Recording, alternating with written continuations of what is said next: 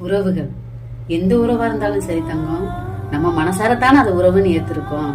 அதனால மனசார ஏத்த எந்த உறவா இருந்தாலும் சந்தோஷமா வாழலாம் தங்கம். சந்தோஷமா வாழ்ற உறவுல பிரிவு வந்துருச்சு அப்படின்னா அந்த சந்தோஷம் ஓடிடும். உதாரணத்துக்கு சாமி, நம்ம ரசிக்கக்கூடிய ஒரு பொருள் எடுத்துக்கங்க. அது உடைஞ்சிருச்சு அப்படின்னா ஒட்ட வச்சிடலாம் தங்கம். ஒட்ட வச்சாலும்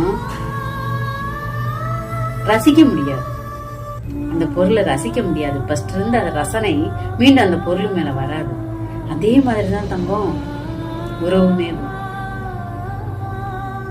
ஒரு தடவை எவ்வளவு நேசிச்ச உறவா இருந்தாலும் ஒரு தடவை பிரிஞ்சுட்டா அடுத்து சேரும்போது சகிச்சு வாழலாமே தவிர ரசிச்சு வாழ முடியாது தங்கம்.